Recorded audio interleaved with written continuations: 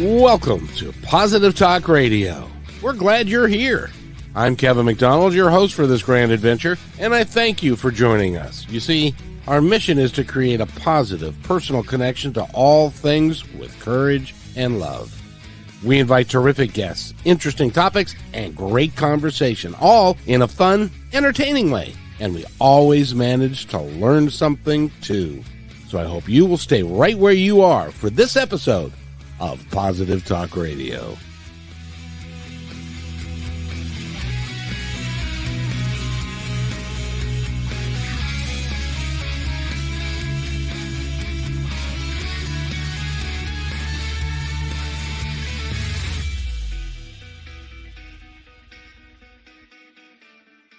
And welcome everybody to another episode of Positive Talk Radio. I'm so excited because this young lady is not only is she very educated and very talented, she's a wonderful person with a design on helping humanity do something that we have yet to figure out how to do yet.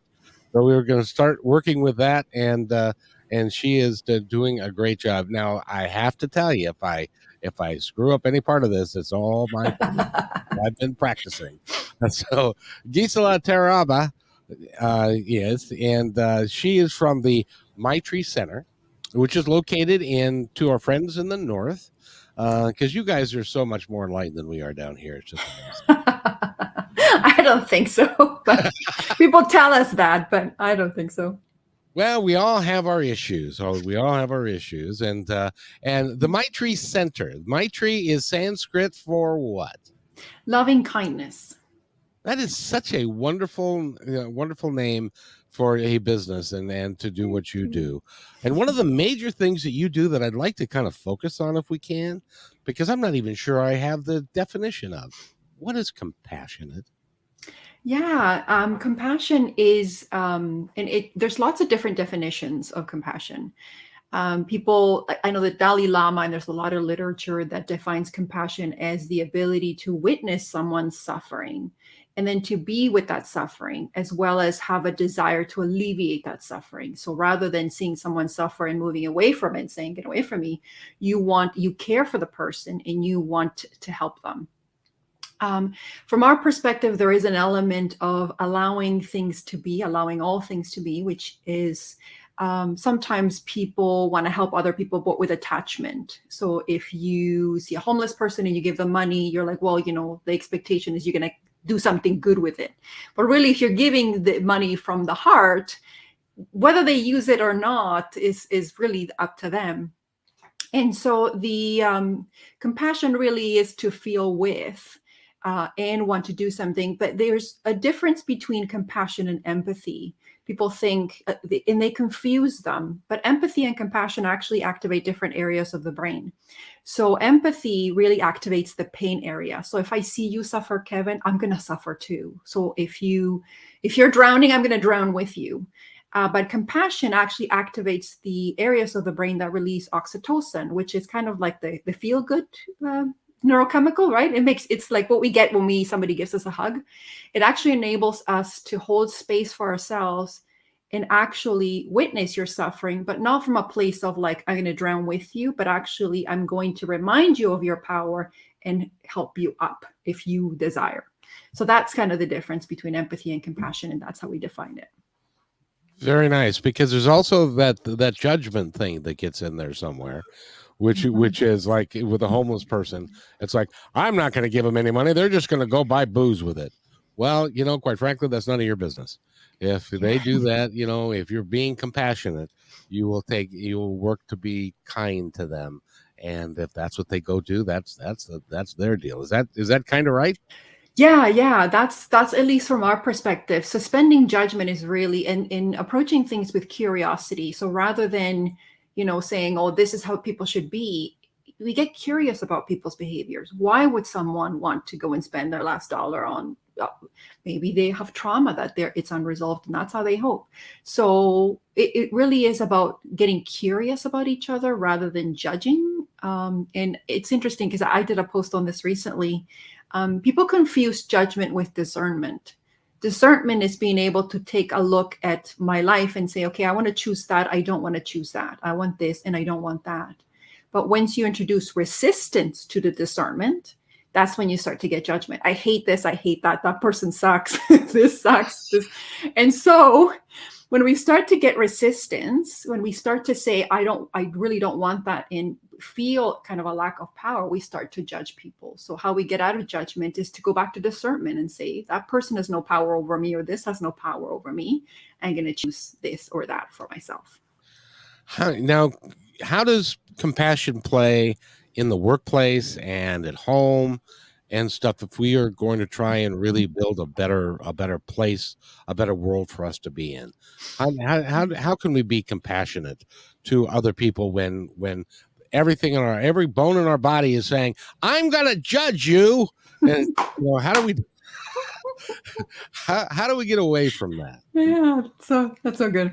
I think the starting point for compassion, and that's one of the things it says in the literature, and I know I myself have experienced it, is to start with yourself. You really can't be truly compassionate to someone else unless you can hold space for yourself and truly accept all those aspects of yourself that you don't like. So it really is about being compassionate to yourself first. And so holding yourself with kindness, instead of motivating yourself with that harsh inner critical voice, motivating yourself with kindness, with nurturance, being able to give yourself that which you're seeking from other people, which is, love me, look at me, like those things that we seek externally. Being there for yourself, not hurting yourself with your negative thinking. I used to do that quite a bit. Also being mindful is another component of self-compassion, because a lot of the times we spend our time either worrying about the past or feeling guilty about the past or worrying about the future. And then we miss the opportunities to be joyful and happy in the moment. So mindfulness helps us be in the present moment so that then we can be aware of how we're feeling and how we're thinking. So then we can offer ourselves that compassion. The other aspect of self-compassion is that common humanity. The more I give the more I fill my bucket, the more I have to give to people for my overflow, not for my reserves. So that helps me understand others. So when I behave in ways that are so not unloving and I give myself nurturance, I'm more understanding of when people act that way towards me. And you also work with or talk a great deal about positive affirmations and doing and also the law of attraction and doing things like that, because in reality, I wanted to ask you, when we're talking about self-love, we're talking about ourselves, how do we get out from that? Because there seems to be like a place where you go where you admit your failings, but then you are, rather than accepting them, you're making excuses for them. Is there a difference between, I'm sometimes not a very nice person, but it's because how my dad treated me when I was is there does that happen to people? Yes. I love this question, Kevin, because you hit the nail so spot on. We cannot make true changes until we release the resistance, because resistance is actually what hurts us, is that inability or unwillingness to actually feel those difficult feelings.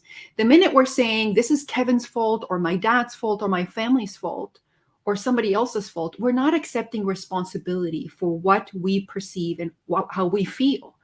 And so compassion helps us be aware of what we're thinking and feeling. That doesn't mean that people didn't do stuff to you. I myself experienced some childhood adversity. And that happened. That really did happen. But me continuing to hurt myself with my thinking because of the messaging that I absorbed was all me.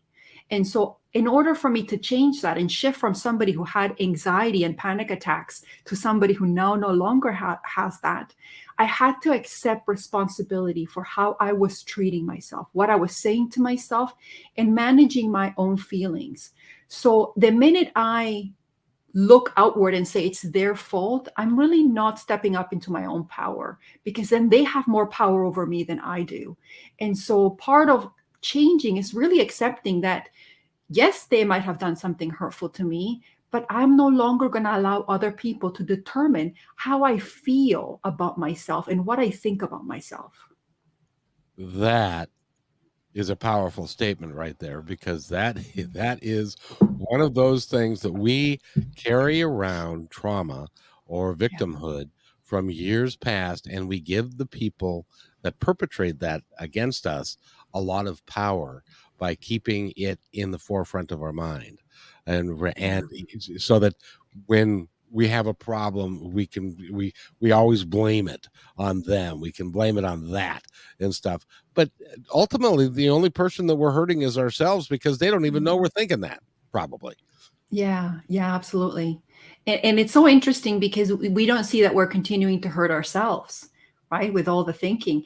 And I remember, like, for the longest time, I kept looking externally for what I could give myself internally. So I was so, like, I didn't really love myself. I didn't love how I looked. I didn't love the personality that I had, I guess. I really had a hard time finding things that I liked about myself because of the messaging I felt I heard when I was growing up. And so I kept looking externally for that validation. But the problem with that strategy is that when it's not there, the whole card of love and self-esteem collapses. And so I decided to build a foundation that wasn't going to go with the winds of whether people perceived me as worthy or not. And that's a stronger foundation. Indeed, it is, and there's somebody that's out there going, "Oh, come on, Gisela, come on now. You're an educated woman. You're a very pretty woman. You talk well. What's not to like about you?" And you say you didn't even like Thank yourself. How you. could that be? Yeah, thank you. It's so interesting. So I grew up in an environment where my parents, and my mother in particular, experienced a lot of child abuse and neglect. And so she grew up a traumatized person. And so we were taught kind of the strategies of traumatized children. And so we weren't taught to trust anyone. We weren't taught to really kind of believe that the world was good or that people were good. I didn't look in the traditional way because we immigrated from Peru. I came to Canada when I was 10, and I didn't look in the traditional way. I don't have a traditional nose. I don't know if you can say that. And so I always, so I, and it's so true because we attach to images of what we see in the media. And so I thought my nose isn't perfect enough. I'm not thin enough. I'm not white enough. And all of these messages, which are not true. Anything that we say to ourselves that is it's not true. We are all beautiful and wonderful and worthy. Like we don't have to earn love. We could just deserve it. And so all of these messages that I told myself, I would actually see and hear from other people because from my perspective, everyone is a mirror of us. Everyone's mirroring back to us exactly what we need to hear in order for us to grow. And so any messages that I heard which say positive things, which is, you're an attractive person or you're a smart person, I would disregard because the mind doesn't like to be wrong. So because we don't like to be wrong, I would only listen to the people that would actually say negative things to me. And therefore that became my world because I was only confirming what I already believed for myself. But when I changed, when I started to appreciate those aspects of myself, which is, you know what? I think I'm an attractive person. I think I'm a smart person. I think I'm a person who does good things. And even if I didn't do good things, I'm still worthy of love because I exist. And so that once I shifted that, I was able to let in the people that were saying all those positive things that were giving me love rather than really putting so much weight on people that maybe weren't. Oh, I agree. Well, one of those things is like when we're born, after they clean us up and stuff, everybody says that we are just adorable, because when we're just born we are butt ugly, but after they clean us up and stuff, then every baby is beautiful, every baby is lovely, and then we Yeah. spend the entire, it seems, rest of our lives trying to figure out that we are that, because the evidence that we get from that point on is a downward slide that we're not good enough, we're too fat, we're too short, we're too we're Yeah. too something, or we're not enough of something. And I'm glad that your work and your people are working to help people understand that having a little compassion, a little love, and in the workplace and at home can change everything. Yeah, yeah. And I love that you said that because it's so true, Kevin. So our work really isn't about teaching people about like it's an unlearning. It's because we believe at the core of our souls that we are truly loving and compassionate beings. Yes. And if you look at it from the kind of biological perspective, when we used to be like, like the hunter gatherers, we couldn't survive if we weren't in a community. We couldn't survive if you were the person who's trying to take advantage of other people. So our default setting is empathetic. It is compassionate. It's just we've learned all of these messages that say that we're not worthy, that say that we're not good enough, not attractive enough, not smart enough, not whatever enough.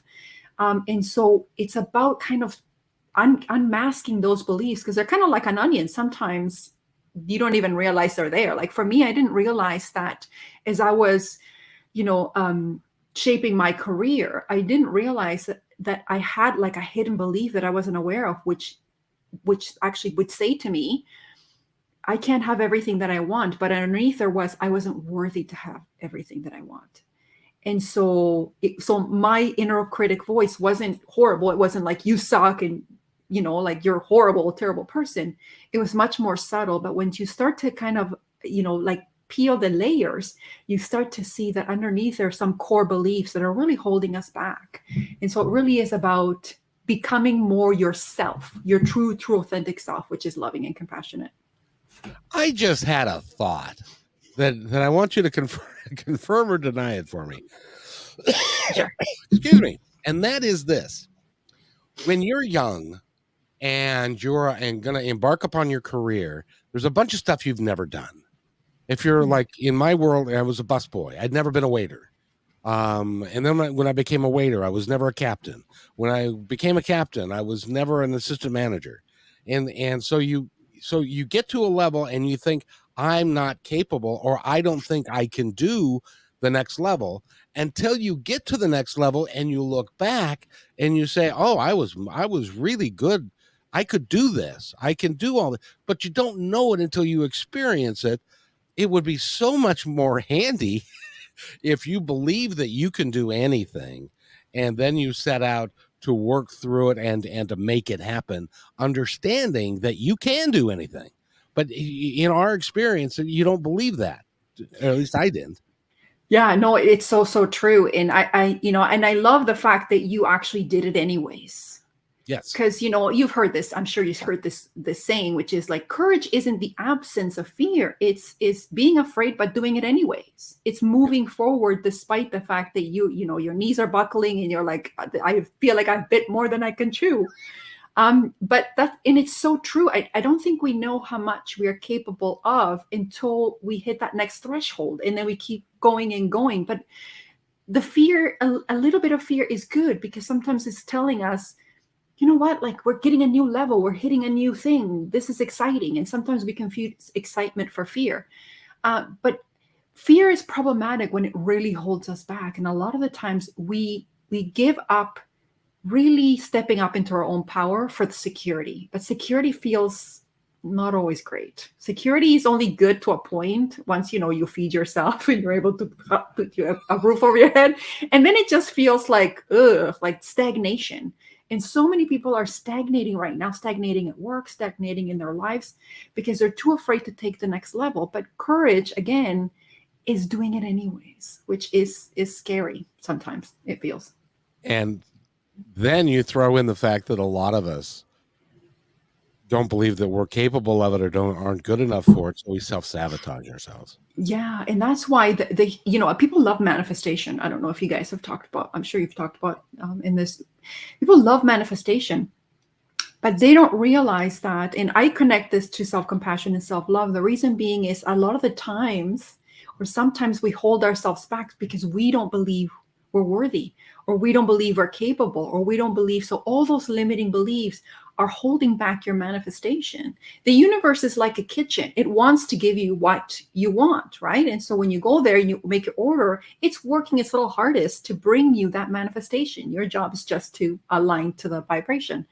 But a lot of the times what happens is that we start to question our order. We're like, well, maybe ordering the lobster was too much. Maybe I should just settle for the chicken. I always get the chicken. And so the kitchen starts to go, okay, she doesn't want the lobster. So it's, you stop it, you stop these manifestations, and then you wonder why, other people must be special that they're able to do it and not me. There's nothing different from us than Oprah. There's nothing different from us than the most, I don't know, talented or rich person. There's no difference. We're all from the same energy. It's just that we hold ourselves back when other people go, okay, I'm just gonna do it. Would you explain to me why inherently when we do something naturally well, that when somebody compliments us on doing something naturally well, we have a tendency to downplay it and say, oh, well, everybody can do that. That's not the case. Everybody's different. You have different gifts and you've got a lot of positive things that you can bring to the world. But we tend to downplay what we do well and we accentuate what we suck at. Why is that? I think there's an aspect of socialization. I think we've really been socialized that is egocentric. So we have this kind of false idea of self-love and self-compassion, and being able to kind of acknowledge ourselves and say, you know what, I'm a really good parent. I may not be so good at this, but I think I'm really good at that, and be able to honor yourself that way. But we have been taught that is selfish and egocentric. One of the discussions I have usually with people is about the fact that people believe self-love is narcissistic. Now, what people define as narcissistic is really people trying to get other people to do their will because they need that attention. But people that truly love themselves and accept themselves don't need other people to do anything. Like they give themselves everything that they need. They know that they're worthy. They know that they're enough. So if people aren't giving that to them, they'll just find someone else who will be able to give them that. So it's totally different. But we have been socialized to make it acceptable for us to point out our flaws, but not also balance it out with complimenting ourselves when we really do well. But we do ourselves such a disservice because we only believe the negative. We also sometimes don't accept compliments from other people either, like you were mentioning, right? And so then we start to feel really down about ourselves and really don't love ourselves. I have a good friend of mine who has made a paradigm shift in that when she gets a compliment now, she says, thank you, I accept that. Rather than no, don't be silly, or you're just being kind, or you're just making an excuse for why somebody's giving you a compliment when they genuinely meant to give you a compliment. So is that a good strategy? Yes, it's a very good strategy. Somebody else had shared with me that there was a post on social media that said, I'm going to give you your flowers. Whether you choose to throw them out or keep them is up to you, but I'm still going to give you your props, right? And so it's allowing people to honor you that way, because it's really about you honoring yourself. Is you saying, just thank you is enough. Just thank you. You don't have to make it a bigger thing. And then when you do that, you really are just honoring yourself and honoring the fact that, and you're also being grateful to the person who's noticing that in you. You're giving them an opportunity to give you flowers, right? I got to ask you, because you've been studying this for a long time, and you've worked at it, and you understand it, and you're living it. What do you say to somebody that's like, huh, crap, Gissela, I can't do that. I can't figure it out. I'm hard on myself. I can't seem to like, myself, and my butt's too fat. And oh, by the way, you never, as a human being, we never get to see our own butt the way it actually looks because it's always in a mirror. That's a good one. Sorry, go ahead. As a person who has a flat butt, who people have told has a flat butt, I appreciate that.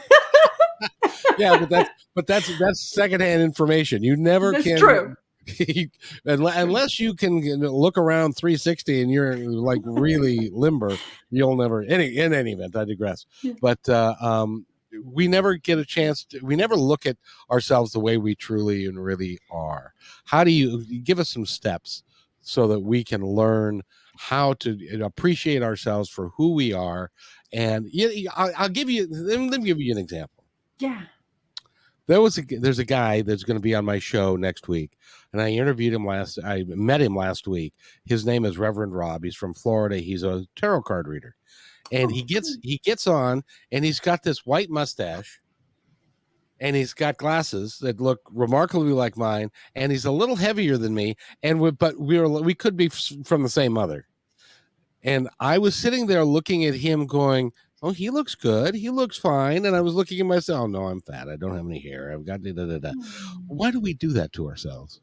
Yeah. Again, because we tend to really buy into the negative. We really buy into that belief, and we look to criticize ourselves because part of it is we haven't been taught to do that. There's been kind of this messaging. I know my parents, they were doing the best they could. Like there wasn't, like sometimes there wasn't nurturing. Sometimes there was, sometimes there wasn't, right? Because they were trying to hold space for themselves. Right. And so they were doing the best I can. I know I am doing the best I can with my kids, and they tell me when I'm not doing such a good job. But the truth of the matter is that, we've been taught to perceive loving and being compassionate to ourselves as narcissistic, as overindulgent, as weak. You have no idea how much I hear about, compassion in the workplace. That's weak. No, it isn't. It really takes a lot of strength to sit and lean in and have compassion for somebody who might be bullying and harassing people and have that conversation. It really takes a lot of strength to lean into someone who may have made a racist comment and say, okay, we're going to get curious about what's happening for you, that, like how you've been, socialized. And so we have been taught that these things are weak when really they're extraordinary strengths. In the truth of the matter is that we are all so, so beautiful, and we are so, so powerful. And, I give this analogy to my children, because my kids sometimes talk that way. They're like, well, so-and-so is so thin and she's so beautiful. And look at all the stuff on social media. All these people are models, and how come I don't look like that? And it's like, if the world was full of roses and just roses, what boring gardens would be, right? Like there's so much diversity in flowers, and they're all so beautiful and gorgeous. And if we didn't have that diversity, the world wouldn't be as beautiful as it is without those different flowers. I don't think the flowers are all going around, comparing themselves. Oh, I wish I was a rose, or I wish I was. They're just being, right? And so we naturally have this tendency towards the negative. We naturally have this tendency to protect ourselves. But the truth of the matter is, all we're doing is really harming ourselves. So to answer the first part of the question, which is, what if somebody's saying I can't do that? And I have heard it, is be willing. Be willing to take a step. Be willing to even be willing to start. Be willing to start one thing, or to take a step, or to, even if it's just being more mindful about how you talk to yourself and saying, no, thank you, when you say a really negative thought. Or to extend yourself some compassion when you're feeling terrible and you're looking to someone and they're not supporting you, just to say, you know what, just put your hand on your heart and just say, I'm here for myself. I'm here for me. Or, may I be happy? May I be healthy? Just send yourself some positive affirmations. All of those small moments add up. They really, really do add up. And eventually you find that you are actually living a much more full and abundant life. When I first started meditating, it was gritty. You're like gritty, like to sit there for like even 5 minutes. It felt uncomfortable. I felt itchy. I would yawn. Sometimes my muscles would twitch. But I take small steps. I said, okay, today I can only do 3 minutes, but I'm going to do 3 minutes. And then slowly over time, now I can meditate over an hour and a half, over 2 hours, or longer. I mean, it honestly feels amazing, because it feels like there's space between my thoughts. Like I can sometimes it's just quiet, which is awesome. But if you told me in the beginning that I was going to get here, I would have been like, no way. It just feels so terrible. How could I get there? But it just takes the commitment. We have to show up for ourselves and say, I'm willing. The pain of not changing has to be greater than the pain of actually sitting with a gritty meditation. And that's exactly right. And just actually just being quiet and being reflective is really helpful. A funny story, because this is so pervasive. What happened to us in our youth, that we do things that we don't even recognize that we do. I'll give you a quick story. When I was like 12 years old, my mother went to the store. It was Saturday. I always clean my room on Saturday. And this particular time I got motivated. Sometimes you just feel like cleaning. So I Yeah. got the vacuum out and I cleaned up everything and I dusted everything off and I put everything away and I even put the vacuum away. And my mom came home. I even shut the door where the vacuum was. And my mom came home and I said, "Can I go play?" And she said, "No, you haven't cleaned your room." And I said, "Yes, I did. Come look at it." She said, "I don't have to." I said, "Well, how do you know that?" And I said, "The vacuum's put away. You didn't even get the vacuum out." I said, "But no, I got it out." And so you know what? Today, I'm a 64-year-old man. Guess what's not put away? The vacuum. It's so interesting how we are just stuck in our lens at times and we don't see beyond that. I noticed that with myself when my kids were littler, because I think how my parents and I interacting about cleaning in particular it was a chore. Like it was heavy, it had to be done to perfection, Oh, and so I had a lot of pent up anxiety and frustration when it came to cleaning. And then I noticed that I was doing that to my kids, and it was a war because I have kids who have strong personalities, and I'm grateful for that. To be honest, I love my kids that have strong personalities. So the one was a step down, but and so it ended up always being a fight. I would end up being frustrated. I would feel like, oh, the kids never do any of this, and so I was starting to make blanket statements, very similar to maybe what your mom was doing. Is like, I know that you didn't do it, so therefore I can't. And so I said to myself after the nth time I was having an argument with him, I'm done. I can't change them, but I can change how I react. Where do I have power in this moment? Okay, I'm going to change how I react. So then I said, what experience would I like to have? I would like to have an experience with my children come and they feel like you, motivated to clean. They understand the reason why cleaning and taking care of yourself is important. And so, okay, so that's what I'm going to do. I'm going to reimagine my children as individuals who are interested in keeping their rooms and themselves tidy, right? And who want to contribute. And so I did have a conversation with my kids around, okay, it is the expectation that before you're going to do some other joyful thing, that you do clean. And here's the reason why I would want you to clean. It's not that I think, oh, this is a chore for me. Is you are learning skills on how to take care of yourself, how to honor yourself in your environment, right? Like you're taking care of your body, you're taking care of your living situation. And then when what I noticed was, and I also let go of the resistance. So the resistance is a big one. If they didn't do it, I would just let go and say, okay, so they didn't do it this week. It's not a big deal. My schedule is not their schedule. And then I also said to myself, if this is really that important for me to clean this particular weekend because somebody's coming over and they're not helping me, I'm going to do it myself.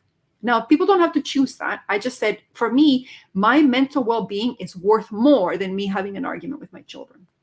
What I noticed was that they actually had an interest in taking care of them. Once they understood what the purpose was, my kids started taking an interest in cooking. They started interesting, like they do other chores. And it totally shifted the relationship. Does that mean they're perfect? No. Does that mean I'm perfect? No.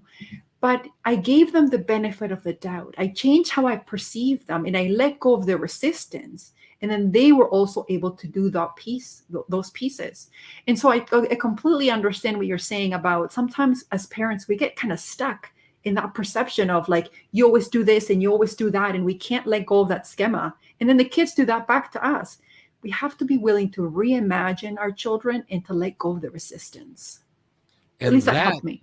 absolutely, and that is actually even important in the workplace and everything else because you know we when you're a boss, I got the opportunity to be a boss, and I was a general manager of several restaurant properties. I had 70 employees and 4 management people and all that kind of stuff, and everybody had to be nice to me because I was the boss. And but the reality is that if you take that as a big responsibility because you have to look out for 70 souls to make sure that they're well adjusted, that they're happy, that they're in a good work environment. The interesting thing is that turnover goes down, productivity goes up, Yeah. your customers are happier, your employees make more money. A lot of good things happen with that when you take it from the standpoint of like with your kids. If you are a perfectionist, and this is, I'm talking to you out there, if you are a perfectionist, please don't pass that neurotic behavior onto your children, because for me that's just that's being a perfectionist is not, my mom was that, and it's just a terrible way to live your own life, let alone to pass that to your kids, Yeah. I think. Yeah, as a kid who grew up from a perfectionist household as well, it's like the person themselves, like this parent, because it's so much stress. It's the stress of this has to be done a specific way, it has to be perfect, and it has to be done, and it's so overwhelming that I know that's how I felt. Yeah, And and when it doesn't really help in terms of the workplace. I think what you said is so spot on. It kind of, again, we've kind of been socialized that that people needed to be bosses and the power over the staff, and that really it's only about the customers. But you don't understand that the customers are having the experience through your staff.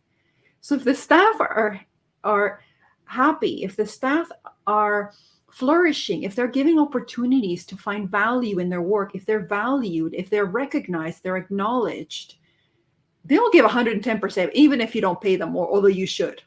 It's amazing what people can do when they feel passion in their work, when they feel like they're really, really contributing to something, because your goals and the goals of the staff are the same. People that apply to jobs, they want the business to succeed. They want everyone to flourish because it impacts them directly.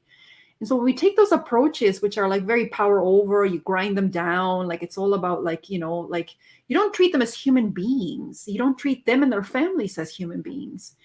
It actually does negatively impact your work. If you're just going to think dollars and cents, you're leaving money on the table, because then you're not really investing in these people and helping them be the best. And then therefore you're not really giving your customers the best experience they can have. And so it's true. The best example I have of that is I'd been a general manager on a couple of properties, and I went to a new property, and the previous general manager that was leaving was a dictatorial guy. He liked to have things his way. His turnover was like 300% year over year, and it was not a great situation. So I go into the first staff meeting that I have with the entire restaurant staff, and I say to them, I want you to know that my job is really simple. It's to make you the most money that I can get you to make. And the look on their face, you should have seen, it was like, what did he just say? Did he say he wants me to make more money? And I said, one guy said, well, how does that work? And I said, well, if my customers are happy and you're cooking the food and it's beautiful and you're waiting on them and they're enjoying the experience, and the bus people are keeping the place clean and the dishes are clean and everything, then the customer's going to be happy. Then we're going to have more customers, Yeah. and then they're going to tip better, and then we're going to have more and more, and so everybody from the busboy up, from the dishwasher up, makes more money. Wins. Yeah, it's an everybody wins. But it's so funny because we were taught this mentality about the whole boss versus leader, right? And the actual core thought there is fear. Yes. So there's a fear that I'm not going to have enough. My margins aren't going to be enough. My board isn't going to make enough money. And so it's based on fear. And so therefore what happens with fear is we constrict, right? We try to be more controlling of our staff. We try to be more perfect. We try to do all of these things, and it actually has the opposite effect. It really does have the opposite effect. And so, but when we allow people to flourish in that, they have a vested interest in making the most money that they can, and so your companies will flourish. And I think from what we're seeing, is we're abandoning those old models, and the Great Resignation is a great example of that. People are no longer willing to be in workplaces that are toxic. Doesn't matter how much you pay them. And I know I've spoken to a number of businesses that they're saying, well, how much more can we give people? What benefits can we give people? It ain't about that. You should give people appropriate benefits so that they can take care of their families, of course. But the truth of the matter is, if you have a toxic work environment, no amount of money is going to keep someone there. You're going to have huge turnovers, like you suggest. People are now no longer willing to do the grind because part of it is the culture of young people. Young people are making millions on social media, like on YouTube. They're making money. They're different entrepreneurial things that they're doing. And so the older generation are observing this and saying, wait a minute, I have been doing the grind, keeping my nose down, with a power over workplace and making maybe this much money because I was just keeping my security. Meanwhile, these other individuals are flourishing. They're doing all of these different things. We no longer want to experience that. And I think part of that great resignation was that COVID sent us home, right? So if you had a home, if you're homeless, then unfortunately you did not. But for those people that actually had somewhere to live, we got sent to our home. So we were no longer part of that culture. And so when you step out of that and then try to go back to a toxic culture, a lot of people just said, you're not paying me enough money to go do that. You're not paying me enough money. So we saw a rise in entrepreneurship, which is people wanting to figure out how to do through networking, through, like working from home stuff. And so in doing stuff through social media so that they don't have to go back to that spot. Oh, there is nothing worse than a toxic work environment. If you are going to work every day and you hate the fact that you're going to work every day at this particular place, it's that, to me, that's hell on earth. Yeah. And one of the things, I used to be a director of HR in an organization. And then one thing that I saw was that your body has a way of telling you when you've maxed out. People go on sick leaves. That's what happens is that you max out at one point and then people just stop showing up to work because they can't do it. And then they get judged for that. But the truth of the matter is what's going on for them is that they can't take the culture anymore. That either they're doing something they shouldn't be doing work-wise, like meaning that's not their ideal career, or the stress of the job or the culture is too much for them. And so these are opportunities how you introduce compassion, and that is really having conversations with the person. Like, what's going on for you? Maybe something going on at home, or maybe this isn't just the career path for you. Maybe a referral to a career counselor, or maybe better, if maybe this is not the right fit for you. And so there are opportunities for us to get curious about people's behaviors rather than judging them as, oh, they're lazy, or, oh, they're sick again because, they're just not well, and really trying to understand the reason why for people's behavior. One of the things I've learned in this work is that behavior is language. If people can't tell you verbally, they'll tell you in how they behave about things. Exactly. You were an HR director. I used to be that. One of my favorite quotes came from a HR director, and he said, that old saying, the grass is greenest on the other side of the fence? Well, that's not true. The grass is greenest where you water it. And so it's like, wow, that's a T-shirt right there. Because it's like you, regardless where you're doing, where you're at, the grass is going to be the greenest where you water it, where you give it your most attention, and where you put it there. And that is a good way to live, I think. Oh, so good. Absolutely. Because while you're spending your energy and attention on looking at someone else's grass, you're neglecting your own. So it's a very profound insight. Rather than spending all that energy looking outward, just put that same energy and attention and love where you are. And appreciate yourself. Yeah. How do you get people? I think that's a learned skill. Based upon the fact that we come out perfect when we're born after they clean us up, and then we spend the rest of the time getting worse until we make a position statement that says, I'm mad as hell and I'm not going to take this anymore and I want to change. How do you get people to change? I take that back. How do you help people change themselves? Yeah, so it's about it starts with awareness, because they have to get to that point where they actually make a decision to change. And then it's awareness in, how am I treating myself? What am I saying to myself? What am I thinking? How am I reacting to different things? And that awareness helps you then understand how you're feeling, because your feelings are your navigators, right? They'll tell you, well, this doesn't feel good. This feels good. This is something I should pursue. So you get to learn to trust more what you're feeling.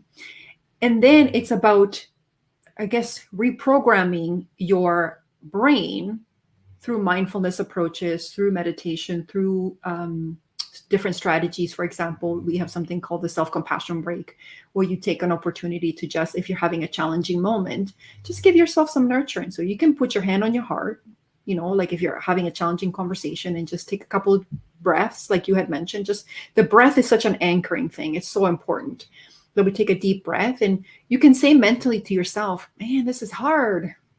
This is hard, right? And then you remind yourself that you're not the only one. Lots of people are going through difficult times right now. So that's kind of the common humanity. And then you can give yourself little affirmations.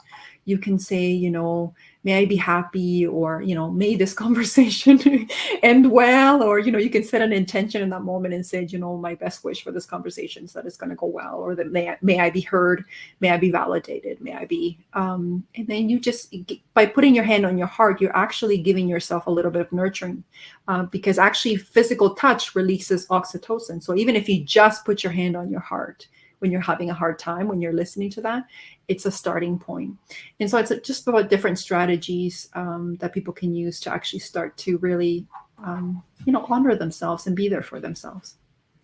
And let's talk about you some more, and your work with the Maitri Centre. By the way, if you go to www.maitri.centre, now this is the Canadian way of spelling center. Yes. Because they put the R in front of the E rather than us down here, because we put the ER. So Yeah. it's and it's Maitri Center, CENTRE.com. She's got a bunch of stuff there. They have courses that they do on a regular course, and right now they're all Zoom. They've got a tremendous amount of information for you. If you are interested, if you're definitely interested in change, positive change that you can live by and that you can grow and that you can enjoy, and it will impact your work life, it'll impact your home life, and you may even be able to make a little bit more money, because you're going to remove some of the blocks that you've already put into place, so that the universe says, well, you say you want money, but you're showing me that you don't want any money.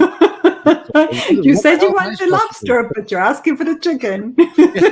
What the hell you want me to do? I can't. I'm just trying to do what you say, and you're not giving me clear signals here. Oh, so And her name is Gissela, and she is just charming and adorable. Oh, thank you so much. Go to her. See, there you are, and go to her. She's also got a podcast, and she does some incredible work. So, I'm eternally grateful that you have taken the time to Oh. be with us today. Oh no, thank you so much for having me. This was a lot of fun. I laughed quite a bit, which is great. Well, that. Sometimes I find that if we can get people to lighten up, even though this is a heavy topic that we're talking about, really they're talking about life changes and who you can be versus who you are and all that, we can still have fun doing it.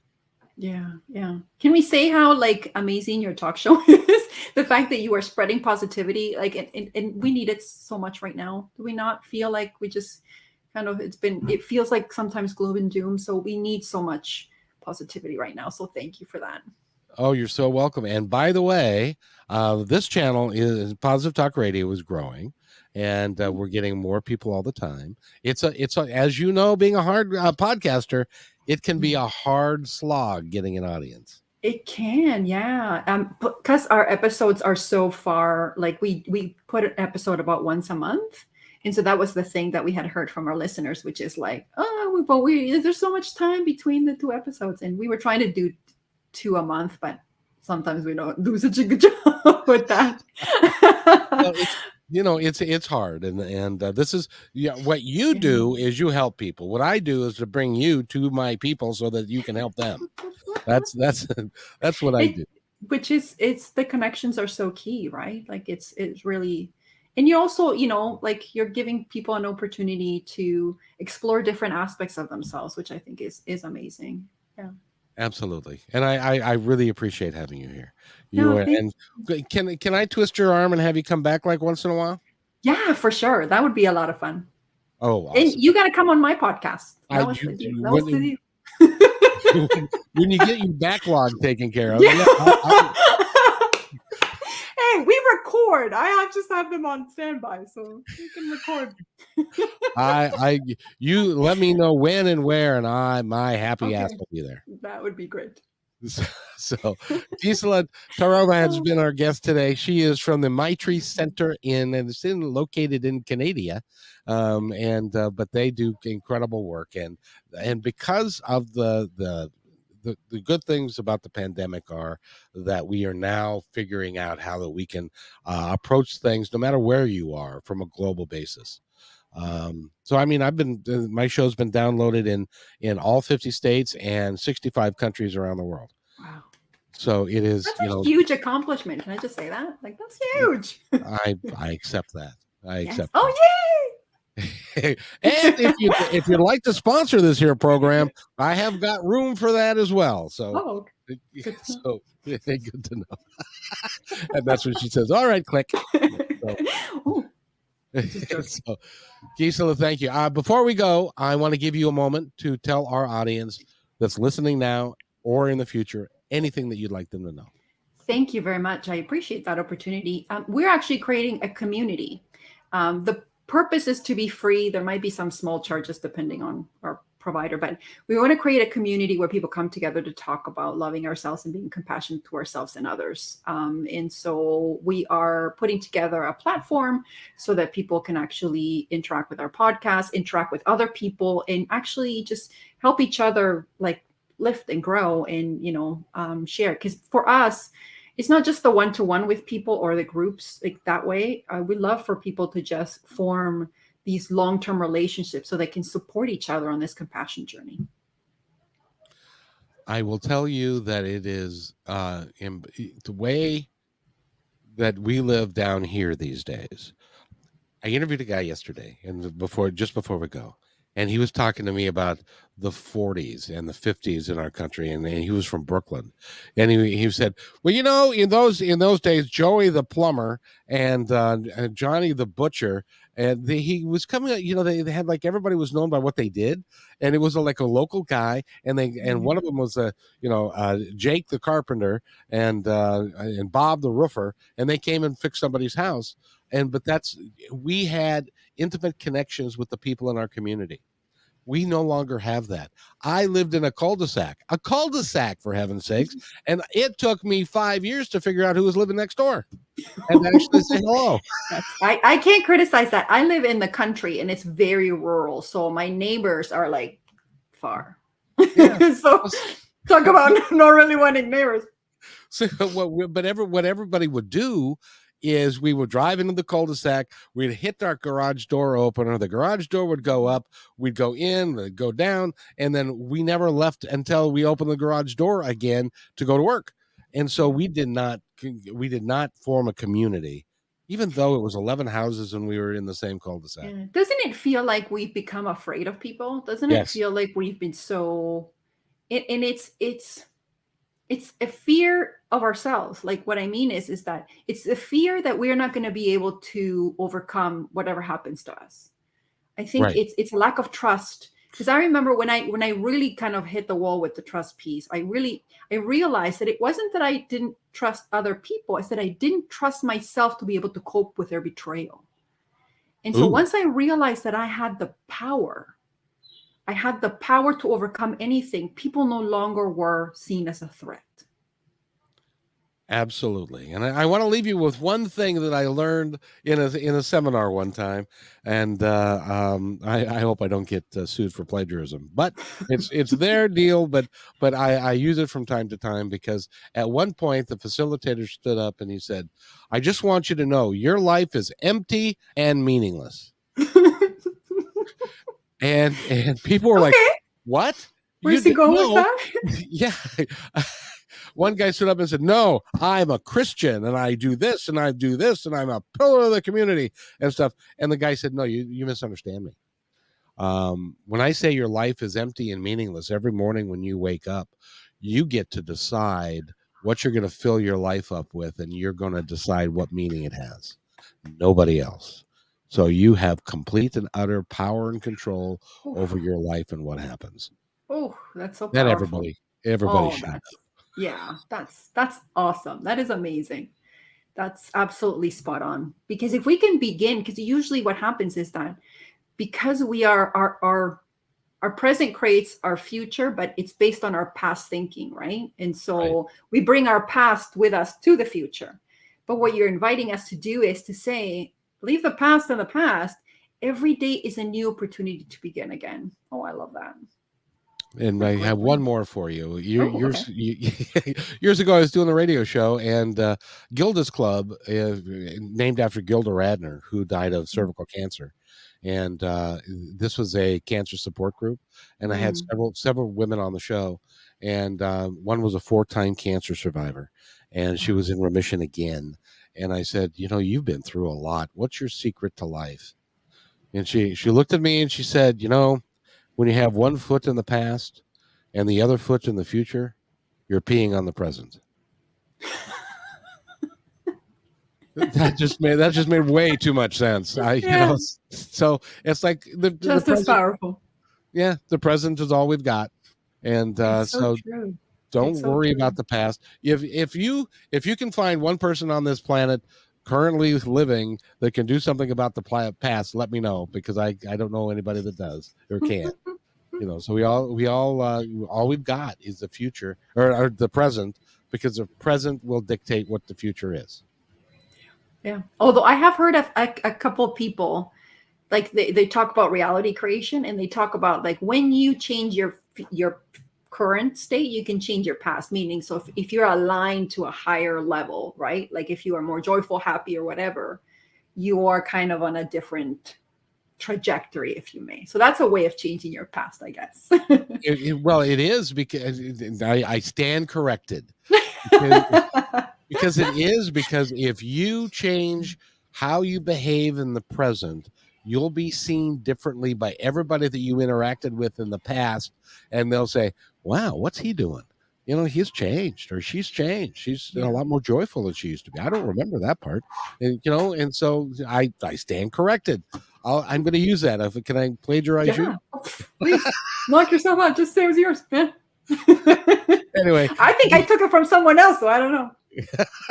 I have had a joyful time talking to you. This has just been so much fun. Thank you so much. Gissele Taraba has been our guest, and the Maitri Centre in Canada. Go to www.maitricentre.com, and I'm not going to spell it out for you again, but you can look it up, and it'll come up. If you'll wait right there, I'll be right back. Thanks for enjoying this episode all the way to the end. Please give us a like and subscribe to this channel. This has been a production of kmmedia.pro. Please visit our website, oddly enough, named kmmedia.pro, for more details about us and our mission, which is to provide great positive programming designed to inspire us all. I'm Kevin McDonald, and I'm proud of these shows, and I truly hope that you'll like them and share them with friends and family. So on behalf of our entire team, remember, be kind to each other, because each other's all we've got. We'll see you next time.